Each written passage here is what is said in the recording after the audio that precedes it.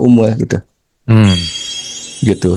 Nah, ini yang terjadi ya. Jadi di sini mungkin kalau kita interaksi langsung dan ada beberapa yang mau difasilitasi, contohnya bagaimana cara melepaskannya, silakan ya, welcome. Oke. Gitu Kang. Oke. Nah, thank you Kang. Yang menarik adalah gini Kang. Ketika kita tahu bahwa dan mulai menyadari ya bahwa luka itu sebetulnya kita semua dijajah oleh memori kan Kang. Mau nggak Ya. mau ya, suka nggak suka gitu. Sehingga Mm-mm. kalau kita bicara dalam konteks luka ini kan sebetulnya tidak ada yang tidak terluka karena kita semua juga pasti dilekatkan pada memori tertentu gitu Kang. Dan kita Ya. nggak bisa milih gitu. Ya. Nah, yang jadi pertanyaan adalah si luka ini kan juga penting untuk disadari Kang. Nah mungkin Mm-mm. Kang Dani penting untuk juga memberikan sebuah tips lah ya. Gimana sih supaya kita juga bisa memisahkan separasi tadi gitu Kang. Karena kan gini, once kita berbicara tentang separasi, kita tahu mana gini, aku bukan aku yang terluka, tetapi Ya. bagian aku atau memori aku yang terluka gitu. Nah gimana tuh memisahkan separasi itu supaya kita aware bahwa bukan aku yang terluka, tapi emosiku yang membuat aku luka gitu Kang. Nah gimana Kang separasinya? Ya. Pertama, kita menyadari bahwa kita yang mengamati si rasa itu. Kan kita bisa merasakan, ya. Jadi kita menyadari kita yang merasakan, ya, kita yang bisa mengamati itu, ya, kita yang menyadari itu. Kemudian di sana pun biasanya ada baggage-baggage yang ikut nih dirasa itu, ada memori kan gitu ya. Hmm. Ada sedak sudut pandang, ada belief yang dipegang dan selama ini. Nah, sehingga ketika kita menyadari emosi dulu aja ya, kita yang menyadari bahwa kita yang marah gitu ya. Bukan kita sebenarnya, kita menyadari ada si keakuan ya atau rasa deh ya gitu ya. Rasa emosi yang marah. Kan ada, bisa menyadari itu. Hmm. Dari situ kita menyadari apakah kita itu yang emosi itu atau kita yang menyadari emosi itu. Hmm. Ya, Simpel dari situ dulu ya. simpel dari situ dulu ya. Oke, Jadi, oke, oke, oke. oh ada itu, aku ada yang menyadari. Nah, nanti tekniknya ada yang uh, mundur, ya kita kayak jaga jarak, ya. Kemudian ketika jaga jarak di sana, akhirnya punya separasi di sana. Dan kita bisa melihat dari titik yang lebih luas melihatnya, ya kan. Rangkaian ceritanya, oh lebih luas lagi karena lebih mundur gitu kan, atau malah kayak helikopter view gitu kan, ya, Hmm. ke atas gitu kan. Aku yang menyadari segala story itu dengan segala kisahnya lah, emosinya ya, dengan dramanya dan romantismenya gitu ya, gitu ya. Hmm. Nah gitu. At least bukan rasa tidak nyaman aja, rasa yang menurut kita bahagia di masa lalu saja itu juga bisa membuat menderita. Kenapa? Karena kita berpegangan masih di memori itu, masih ingin itu gitu. Hmm. Sehingga kita tidak pernah move on gitu. Hmm. Ya, kita hidup di masa lalu. Itu pertama. Kedua, teknik yang lain adalah justru kita dive in kan Oke. ke rasa emosi itu, tapi kita sadar bahwa kita adalah si kesadaran itu, ya, yang powerful, dan kita masuk ke rasa itu. Tidak nyaman awal-awalnya. Ada sensasi-sensasi yang nggak nyaman di sana. Tapi terus kita masuk ke situ, Hmm. ya, sampai ada titik yang memang titik netral di sana, Hmm. ya. Titik netral yang kita nggak pengaruh apapun. Mungkin ini juga analogi dari bagaimana Nabi Ibrahim masuk kepada api. Hmm. Iya. Ya, Iya, dia melatih gitu ya, melatih iya, apa ya, melatih resistennya gitu ya, maksudnya dia resisten, betul betul. melatih pokoknya gimana lagi, maksudnya tadi Akang bicara ada ditekan, diekspresi atau dilari gitu ya, tapi kalau Hmm, dicek misalnya luka, aduh masih gini, dirasain lagi ya, supaya terjadi tingkat mungkin imunitasnya lebih baik kali ya. iya. Hmm. Karena ketika sudah dive in, kita tuh akhirnya ngeh gitu kan, bahwa emosi itu tidak begitu terpengaruhnya sebenarnya gitu. Ya, asalkan yang dive in ini sudah tadi jadi kesadaran dulu ya Kang. Kalau si ego yang dive in, wah chaos itu kan, makin makin chaos ya. Nah, Hmm. kesadaran ya, yang masuk sehingga kita benar-benar acceptance, Hmm. ya, kita benar-benar Mungkin menerima. bahasanya yang gampang gini kan, menyaksikan tapi sambil icip-icip dikit kali ya. Saksikan, icip lagi gitu ya. Ini Iya, resistansinya udah berapa nih gitu, voltasenya berapa nih gitu, gitu kali ya. iya, iya. Ya contoh lah, paling gampang aja kan di jalanan lah. Kan Hmm. dulu resistennya adalah ketika ada orang yang mengambil jalan kita misalnya kan ya. Hmm. Itu aja paling gampang. Resistennya adalah penolakan itu kan, Hmm. penolakan untuk mengatur orang lain Hmm. atau mengubah orang lain ya, Hmm. begitu. Nah, itu resistennya kan. Ketika kita dalamin rasanya itu, dalamin terus menerus gitu kan, ternyata nggak apa-apa juga tuh Hmm. ya. Dan di sini mulai adanya muncul kesadaran yang alami natural dengan sendirinya tanpa intervensi dari luar. Hmm. Ya, bukan motivasi yang dari luar bahwa hidup tuh begini konsep ya gitu kan, tapi dia menyadari sendiri bahwa oh ya ternyata nggak apa-apa ya gitu kan. Hmm. Ya, ketika kita melepaskan keinginan untuk mengontrol orang lain, ternyata baik-baik aja ya gitu ya. Yang Hmm. tadinya bahwa untuk baik-baik saja itu kita harus mengontrol keadaan, mengontrol Hmm. orang lain dan lain sebagainya untuk tetap baik-baik aja gitu ya, untuk merasa aman dan nyaman gitu. Malah suka paradoks kan malah ketika ketika Ya. itu dilakukan gitu. Tapi yang nggak Gitu. asik itu kadang-kadang memaksakan keyakinan ke orang lain sih Kang. Itu nggak asik. Itu sistem. Ya, maksain makanya gitu. Hmm. makanya ketika lagi muncul itu kan ada muncul kekesalan, kemarahan, ya enggak? Hmm. Situ ada keinginan bahwa aku merasa benar Benar, atau benar. dibenarkan Hmm. gitu. Ya, Hmm. gitu ya. Boleh saya mungkin biar lebih jelas ini lagi ya apa? Keinginan apa saja sih yang suka membuat kita ya emosinya itu muncul ya resisten. Oke, Kang, kita bikin recap dulu, Kang, supaya ada Oh iya, struktur, oke. Kang. Oke. Jadi luka itu adalah part dari memori gitu. Jadi kita penting dulu Ya, menyadari bahwa ada aku yang bersaksi, menyaksikan atau aku sejati. Di mana ada aku sejati ini ada kumpulan memori luka gitu. Jadi kita ya, bedain dulu mau karena aku sejati nggak pernah terluka, betul ya, Kang? nggak pernah. Nggak pernah terluka. Maka yang Seperti terluka, ah, layar, punten nggak biar jelas, seperti ah, layar dengan filmnya. Kan layar yes, nggak pernah yes, yes. terdistorsi dengan Betul. film itu. Meskipun Ya. filmnya ada ledakan, layar santai aja, ya. Ya, betul nggak? Nah, Iya, maka kita yang sejati itu adalah layarnya. Setiap film yang diproyeksikan itu adalah luka-lukanya gitu. ya, Nah, saya sih bilangnya bahwa Kang kalau misalnya layar itu hidup, filmnya itu drama hidupnya gitu. Jadi luka itu dramanya. Nah, iya, ketika kita melarut kepada drama, kita melupakan layar, berarti kita menyangka bahwa aku terluka. Betul nggak, Kang? iya, iya, Yes, iya. begitu Memframe itu. mengklaim aku terluka, maka tidak ada separasi antara layar dan film. Nah, Yes, kata sederhananya adalah nomor satu, sadari dulu bahwa ada layar, ada proyeksi, meskipun layar dan proyeksi itu jadi satu kesatuan, tapi di situ ada separasi gitu. Nah, ya, semakin kita sadar akan separasi itu bahwa aku tidak pernah terluka, tetapi hanya drama yang mampir dan drama itu yang penting untuk kita dalam tanda petik sembuhkan lah gitu. Gitu ya Kang ya sementara ya. yes, betul. Oke, Bukan. next Kang, lanjut. Oke, jadi meskipun di dunia kesadaran kan sebenarnya tidak ada separasi ya, tapi ini tentang bahasa aja ya gitu ya. Jadi Supaya ngegampangin lah Kang. gampang aja, cuma Mm-mm. state gitu ya. Jadi bahwa antara film itu dengan layar itu kan nempel, ya Betul. kan? Film Sama kayak tidak akan kain terjadi. sama warnanya Kang.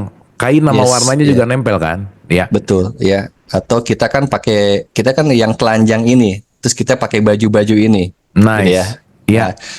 kemudian yang terluka itu karena berpegangan, misalnya harus pakai jas terus gitu ya. Hmm. Karena ketika pakai jas terus itu kita lebih dihargai, merasa terhormat di sana. Jadi merasa terhormat itu diserahkan kekuatannya itu, kehormat itu lewat jas Ya. ya, bukan sebagai ini gitu kan. Karena dia merasa bahwa jas itu yang membuat value hidupnya lebih dihargai Yes, gitu. betul. Begitu jasnya bolong, jadi ngerasa bolong gitu ya kira-kira. Iya gitu, Oke. langsung galau kan di sana. Langsung Tuh galau. Oke. galau. Nah, disitulah mulai emosi, perasaan, dan mungkin ketika ada orang yang eh, mengatakan jas kamu nggak biasa aja sih gitu ya misalnya kan, Mm-mm. langsung terluka kan Mm-mm. Mm-mm. perasaannya Mm-mm. begitu. Mm-mm. Ketika kita menyerahkan rasa kehormatan kita, harga diri kita lewat jas. Nah, sesimpel itu sebenarnya. Nah, jadi Yang ngarep dipuji gitu Kang. nggak dipuji. Iya bener gak? Bener, Hmm. ongko Alhamdulillah Rabbil Alamin terus menerus kan di Al-Fatihah terus dibacanya. Segala puji bagi Allah sebagai ujung, Tapi tapi pengen pengen dipuji dipuji juga. terus gitu ya. Udah pakai jas nggak dipuji lagi, nah sakit hati tuh. Iya, jadi cuma bunyi doang gitu kan gitu ya. Nah, Benar-benar. jadi rasa-rasa ini adalah ketika kita memang punya niatan bertransformasi, ini suatu rezeki. Kenapa? Karena kita ngeh bahwa, oh saya punya ini ya gitu ternyata. Hmm. Ketika sudah sadar, kita masuk ke dalam, ya, saya punya keinginan apa nih, Hmm. gitu ya. Kalau di Alfa kemarin yang sering di apa sampai Kang Abu, ya, ada 5 gitu ya, keinginan untuk dihargai, keinginan Hmm. untuk Hmm. akui, keinginan untuk mengatur, ya, mengontrol orang lain ya, harus begini, harus begini, harus begini, termasuk ke anak kita dan pasangan kita, Hmm. Hmm. sesuai yang diharapkan ya, Hmm. Pengen ngatur suami terus gitu ya misalnya ya. gitu ya. Hmm. Ya, kemudian keinginan mengatur itu juga merasa benar kan, Iya. gitu, Tapi, merasa tapi benar. bedain mengatur dan mengurus sih Kang. Itu dua hal tipis ya. Ya, ya. Ah. Kan ada yang mengurus atas rasa sayang, tapi jadinya mengatur lagi. Aku bukan ngatur sih, ini kan ngurus bagian dari saya. Nah, itu biasanya pret akhirnya Kang. Tuh ujung-ujungnya gitu Kang. Iya. Nah, ini kan proses bagaimana apa ya? Berani mengakui itu, Kang. Itu Oh, yang paling that's it. penting sih di proses itu yang paling penting sih ya. Yes, Kalau yes. kalau belum mah ya lari-lari terus sih gitu ya. Nah, yang keempat adalah rasa ingin memiliki. Hmm. Ya, apapun. Nah, ingin memiliki ini ketika tidak memilikinya, akhirnya sedih. Ya, merasa kehilangan, merasa apapun itu, mau rasanya, nyamannya, ya, mau dalam bentuk harta, mau dalam bentuk keluarga, ya kan? Ketika muncul kesedihan itu, ya, sadari bahwa kita masih rasa ingin memiliki, Oke. ya, masih pengen dipegangin tuh itu ya. Hmm. Ya, yang kelima adalah ingin seperti orang lain. Ingin Hmm. berhasil, ingin sukses, ingin seperti dia dan segala macam lah, ya. Sehingga dorongan-dorongannya itulah dorong-dorongan mengejar sesuatu gitu kan. Mengejar sesuatu ya capek akhirnya kan. Hmm. Karena yang dikejar itu adalah keinginan dari ego kita kan. Oke. Ya. Jadi pelepasan ini balik lagi dasarnya adalah dari kesadaran. Nah, kesadaran ini yang sudah menyadari, sudah lengkap, sudah sempurna, sudah kebebasan itu sendiri, sudah bahagia itu sendiri, sudah keberlimpahan, sudah keberadaan, sudah kelapangan, sudah berkemudahan, dan semuanya sudah disediakan. Kata kuncinya sudah gitu Kang. Sudah, Oke. ya. Oke. Termasuk masalah yang datang sudah disediakan juga solusinya. Tapi karena pikiran eh, penuh dengan ketakutan, gimana mengandai-andai dan lain sebagainya, ya, sehingga kemudahan-kemudahan yang ada di sekitar kita, yang itu adalah jalan kita, jadi yang ketutup, Kang. Oke. Kita Ya, bicara realitas Kang. Contoh ya. Ini contoh nih. ya. Hmm, Contoh realitas saja. Besok, lihat, let's say ini mah saya rasa banyak problem yang mengalami gitu ya. hmm. Besok tagihan, ini sering banget soalnya ditanyain Kang. Besok tagihan nih, deadline nih. Hari ini belum Ya, ada uangnya gitu. Nah, ya, kan mau nggak mau, suka nggak suka, itu kan realitas banget yang terjadi bahwa kalau nggak bayar nanti gimana dan seterusnya. Pasti tuh ke masa depan dan pasti keluar tuh ya dari kesadaran gitu. Nah, ya. pertanyaannya untuk mengaplikasikan kata sudah ketika case-nya bahwa besok saya harus bayar tapi belum ada uang, gimana perspektif dalam konteks kesadaran ini Kang? Oke. Jadi yang mengatakan itu adalah si aku yang khawatir kan, Kang. Khawatir Oke. ini juga dari belief, dari sudut pandang, Oke, dari oke. value. Jadi kita perlu Hmm. menyadari dulu. Ya, menyadari dulu. Kalau nggak looping terus tuh, tiap bulan bakal begitu. Ya, tiap bulan bakal. Nah, jadi perlu diproses. Nah, contoh adalah ini dari mana ya saya? Oh, ternyata saya memang ada ketakutan. Hmm. Dari ketakutan ini bahwa saya punya sudut pandang bahwa uang itu susah, bahwa hidup itu Hmm. perjuangan, bahwa Hmm. hidup itu penuh dengan penderitaan. Pokoknya harus susah dulu, harus ribet dulu gitu ya. Iya, iya, kan banyak Hmm. menggunakan peribahasa bersakit-sakit dahulu, bersenang-senang kemudian. Iya benar, benar. Kayaknya kayaknya nggak gitu deh. Kenapa nggak Enggak. bersenang-senang aja terus gitu ya? Iya, nah bersenang-senang itu adalah kemudahan-kemudahan yang didapat meskipun kita ada persoalan. Hmm. Ya, jadi state-nya itu adalah tentang bagaimana kita sadar bahwa dalam hal apapun itu selalu ada kemudahan. Di dalam kesempitan ada kemudahan, dalam kesempitan ada kemudahan, kan gitu. Hmm. Nah, kemudahannya nggak pernah dibahas nih. Fokusnya kepada kesempitannya terus kan. Sehingga Hmm. looping tuh. Looping tentang bagaimana ya nanti kalau gini, gimana kalau nggak tercukupi, gimana kalau gagal, gimana kalau nggak berhasil, gimana kalau sakit gitu ya. Hmm. Atensinya nih Kang. Masalahnya di atensinya kuncinya. Atensinya kemana nih? Oke. Karena dalam persoalan apapun, itu ada kemudahan. Ketika kita fokus dalam kemudahan, energinya kan mengalir ke sana Kang. Mencipta ke Hmm. sana karena atensinya ke sana. Nice. Oke.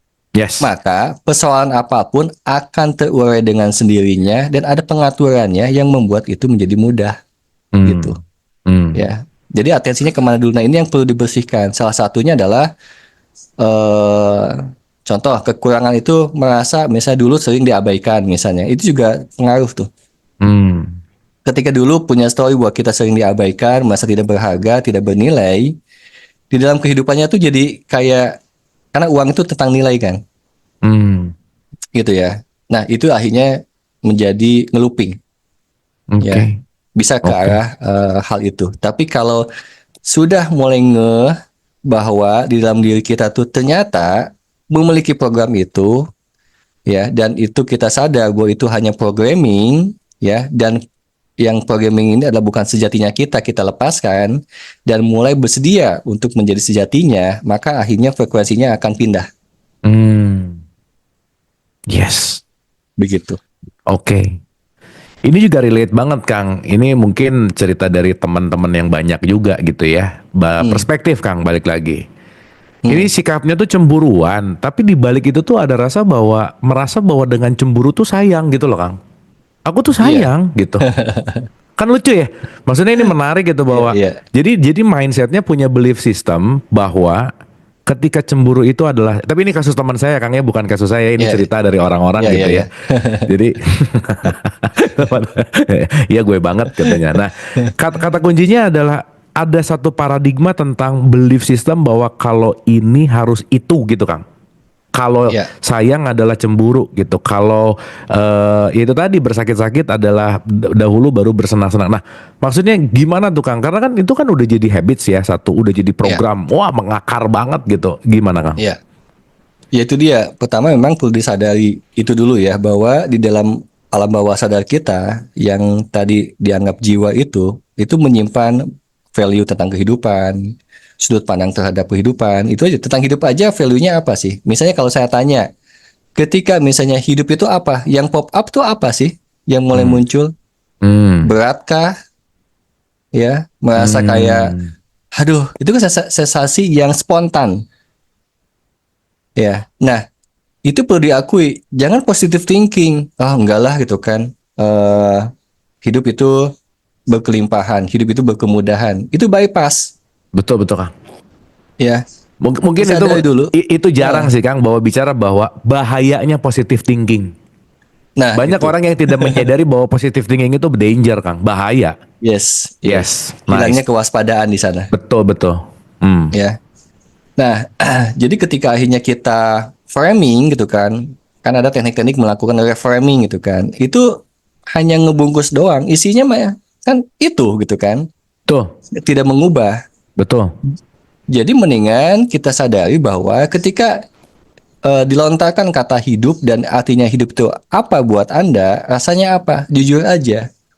Ketika ada rasa di bagian dada atau di bagian tubuh manapun merasa berat, itu yang perlu sadari, ya itu yang perlu disaksikan, ya, dan meniti ke dalam diri, melakukan self inquiry dan lain Hmm. sebagainya, ya, Hmm. tentang apa saja, ya, belief, value, sudut pandang dan lain sebagainya.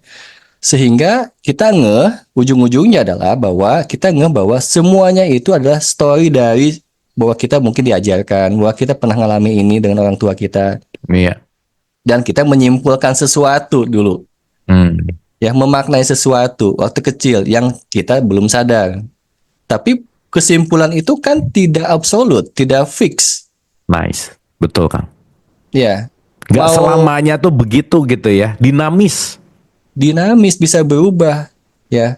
Makanya kayak inner child sendiri itu cuma memori doang, nggak eksis Hmm. dia. Hmm. Ya, dia cuma memori doang. Ketika memorinya kita sadari, terus kita lepaskan bahwa diri kita adalah yang punya free will untuk memilih hidup kita saat ini seperti apa, bodoh Hmm. amat seperti apa masa lalu kita, ya, itulah mulai terjadinya kelahiran baru. Hmm. Ya, kalau enggak, Oke. kita masih terkoneksi dengan bagasi-bagasi di apa story masa lalu, Hmm. ya. Hmm. Hmm. Nah, makanya akhirnya ngeluping terus tuh, ya, sebab akibat Oke. karmanya dan segala macamnya ngeluping terus. Karena Oke. kita adalah si keakuan eh, yang dipengaruhi oleh story itu. Ketika sudah sadar, putuskan, lepaskan si identitas si aku itu, udah beres kan? Nice, Kang. Setuju banget sih, Kang.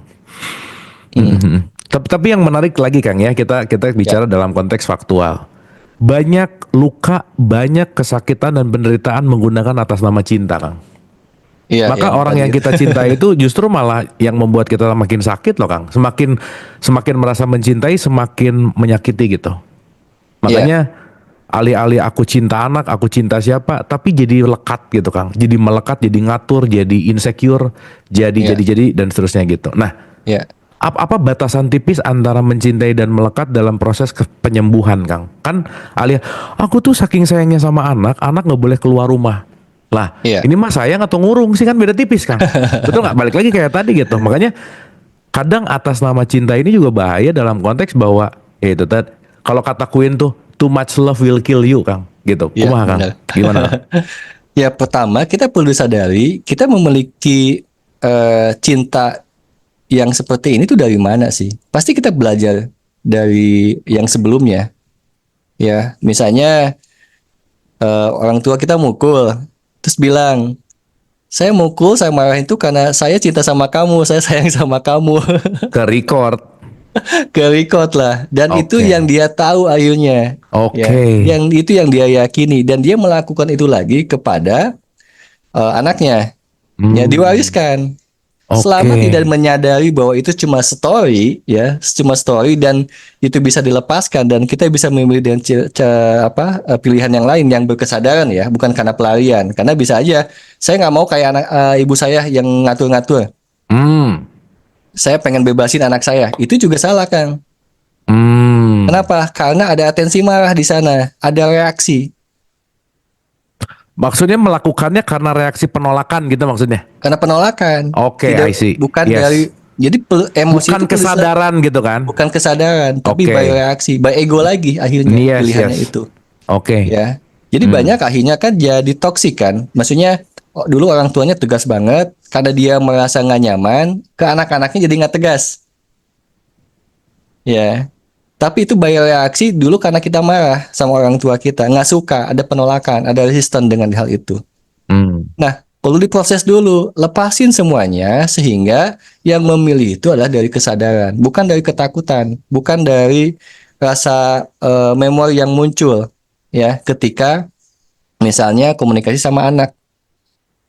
Kan kalau dalam memori kan akhirnya ketika komunikasi dengan anak akhirnya dia membebaskan. Ada lintasan pikiran yang saya dulu, ya, nggak diginiin nih gitu kan. Jadi Hmm. kayak balas dendam dengan melakukan hal itu, ya. Jadi perlu clear. Makanya penting banget mengakui dan menyelami emosi kita, jiwa kita, sehingga kita lepas, gitu ya, dan memiliki pembersihan-pembersihan jiwa kan. Terus gitu.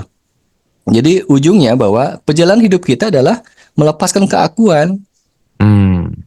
akan hal itu. Dan keakuan itu banyak banget gitu kan ya. Ya saya masih melakukannya, Ya. Kang Abu pasti masih Iya. gitu ya. Saya tadi pagi tuh Itu baru terus. bahas tentang identifikasi, Kang. Bahwa Ah, itu oke. yang menjadi identifikasi, keakuan itu kan adalah menyamakan bahwa aku yang sejati itu disamakan dengan apapun di luar gitu. Maka ketika dia disakiti, aku ikut sakit gitu.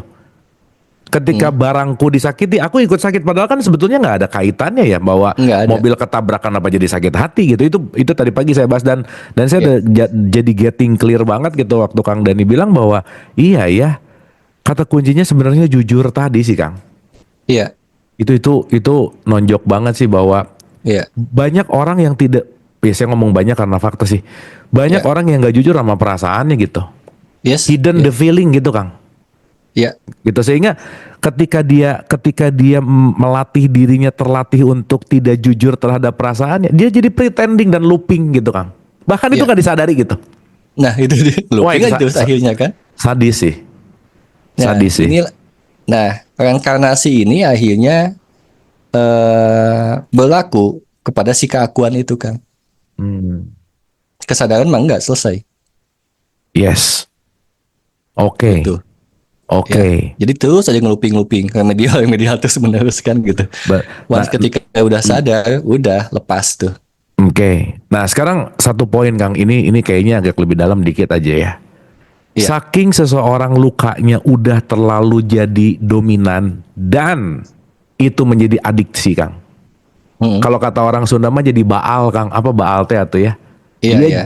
dia Jadi jadi nambing Kang, mati rasa. enam, enam Enam. mati rasa. Iya, Saking udah enam mati rasa, dia nggak sadar kalau itu luka dan pretending iya, to be okay Kang. iya, Gimana tuh untuk menyadari luka-luka yang udah enam ini gitu, luka-luka yang udah kebas Kang? iya. Ini pengalaman saya praktek aja Kang ya. Jadi ya, banyak yang udah 6 ini karena sangat banyak ditekan, ditutupi ya. Contoh yang terakhir itu sebenarnya dia punya kemarahan yang sangat besar Kang ya sama ayahnya. Hmm. Jadi ketika merecall lagi tentang memori tentang ayahnya, disuruh merasakan nggak ngerasain apa-apa, nggak ada katanya Hmm. gitu. Saya nggak ada Pura-pura ya, nggak ada kayak paling ya kosong. pasti. Yang dia sadari memang nggak ada Kang, memang nggak ada Oke, rasanya. pada saat Yang itu. pada saat itu memang Hmm. enam kan, karena saking Hmm. ditutupinya itu. Jadi, Hmm. nah kemudian ketika digali itu kan, dia ditutupi. Nah ini tadi relate sama cinta ya. Dia rasa cinta itu atau rasa kasihan itu lebih better rasanya daripada rasa marah Kang. Oke. Oke. Dia akhirnya mengambil rasa itu untuk menyayangi ibunya, kasihan sama ibunya karena diperlakukan nggak oke oleh bapaknya. Hmm. Jadi muncul tuh ini emosi marah di sini. Ini kan frekuensinya lebih tinggi nih kalau kasihan itu, Hmm. ya memberikan kasihan. Jadi yang ke grab kan yang ini kan. Hmm. Nah, ketika saya, oh oke, berarti itu yang menutupi kan. Jadi ketika kasihannya diterima, saya bilang boleh nggak itu rasa kasihannya itu ya dihadirkan sepenuhnya dengan utuh. Hmm. Ketika dirasakan sepenuhnya, dihadirkan, diakui sepenuhnya rasa utuh, marahnya mulai muncul kan? Oke. Oke. Ya, kayak Hmm. gitu ya. Jadi kita selalu lari atau selalu melakukan apa ya? Pergantian dari rasa yang tidak nyaman. Contoh lah ya. Banyak orang yang suka dengan film horor. Hmm. Tapi nontonnya takut ya. Ya, Eh. karena takut ini lebih baik daripada merasakan kesedihan. Oke. Gitu ya. Kalau di David Oke. Hawkins kan rasa sedih di bawahnya Kang. Rasa Jadi takut di horor lebih atasnya. baik dari drakor dong kalau gitu ya. Iya, iya kan. Lebih lebih laku. Ya, ini bisa jadi awareness kita juga kenapa film horor ini laku misalnya. Oke. Berarti bisa jadi di sana banyak orang yang menutupi kesedihan. Bener Kang. Bener Kang. Yang Ya, nonton horor tuh emang kayaknya sedih-sedih gitu ya. iya, Nutup kesedihan gitu misalnya ya. betul. Ya, Oke. bagaimanapun caranya tetap rasa takut itu akan lebih baik rasanya daripada merasakan rasa sedih. Nice, nice, Kang. Benar, benar, benar, benar. Benar, benar.